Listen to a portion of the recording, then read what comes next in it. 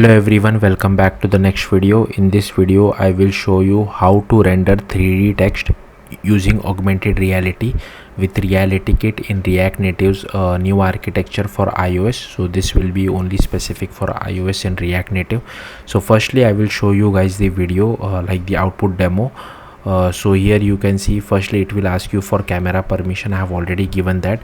Once your camera like notices proper lighting in your environment, so make sure you have proper lighting, otherwise it automatically renders this 3D text in your scene. So make sure you have proper lighting, and you can just translate, scale and rotate it however you feel like. So yeah, also it might take little bit of time for this 3D texture to render. Again, that depends on the lighting of your screen. So let's get started. So firstly I am using this documentation for the new architecture. Here is my React Native default React Native project. Make sure you have this documentation open because I will be copying a lot of code from this documentation. Firstly I have created a folder called RTNMyAR. You can give it any name you want, but at least for this tutorial make sure what I have the naming conventions, because you need to follow certain naming convention, otherwise you might get an error. Then inside that I have created a package.json file. I have copy pasted everything from the documentation. Only this name has been changed, this has been changed, and this has been changed. Next I have created this pod spec file. Again I have copy pasted it from docs. Only this name has been changed. Then I have created a JS folder. Inside that I have created a TypeScript file. Again I have copy pasted everything from the docs. Only this name has been changed, and here I have removed the props. Once you do that, the documentation also says that create an iOS folder. We won't be doing that inside our RTNMyAR folder because we want to write Swift code. I'll show you that where exactly we will write it. Then open your terminal, cd to this iOS directory inside your terminal and run this command. So this will enable the new architecture for iOS. Then you will have to cd back to the root of your React Native project and then run this command. So this is the folder which we have created. Then you will have to do cd ... It will move you outside your React Native project, and then you will have to run this particular command. But here you will have to replace rnapp with your own project name. As you can see over here, my project name is rnapp, so I have written rnapp over here as well as over here as well as over here. So you will have to replace all three occurrences with your own project name, and this is our folder name. Okay, once you run that, again you will have to cd back to this main iOS folder and run this particular command. So this will do code generation for the folder which we have created. Once that is done, to use it you can import it something like this and use it like this. Okay, now coming back to the actual implementation, you will have to open the XE workspace of your iOS folder using Xcode. I have already done that. Firstly inside info.plist you will have to add this camera usage description permission. Once that is done, you will have to again I have copy pasted this code from the documentation. So here you will have to create this header file. Again this is copied from docs. Only thing is this name has been changed. Then I have created an Objective-C file.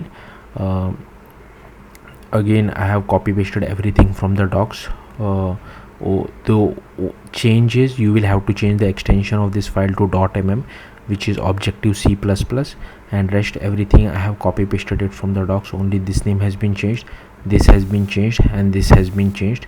Then I have created another Objective-C file. Make sure you change the extension to .mm. So here firstly we are importing our header file. This entire thing has been copied from docs. Only thing is this names has been changed, this as well as this, and here this should be your project name. So as you can see my project name is rnapp. Specifically this should be your bridging header name, but anyways your bridging header name and this name is already the same. Then the documentation says that import this, but we can't use this import. We have to use this because we are writing this code inside the main iOS folder. Then write this particular import. Then this also have copied it from docs. Only this name has been changed. This is our Swift file name. So you can just create one Swift file called myar. Xcode will ask, do you want to create a bridging header? Just click yes. Again, this has been copied from docs and only this name has been changed. This entire thing has been copied from docs and this name has been changed. Here we are initializing our view. Here we are initializing our Swift file. Then we are adding our view, this my AR, to our parent view. This has been copied from docs. Only this name and this name has been changed. Then inside our Swift file, I'll scroll up, and here I have imported UI kit, reality kit, AR kit and AV foundation. Then we are extending UI view. Here we have created our AR view, we are initializing it. Here we are adding it to our parent view and doing NS layout constraint so that it occupies the entire width and height. Then okay, so the next part is here we are generating our 3D text.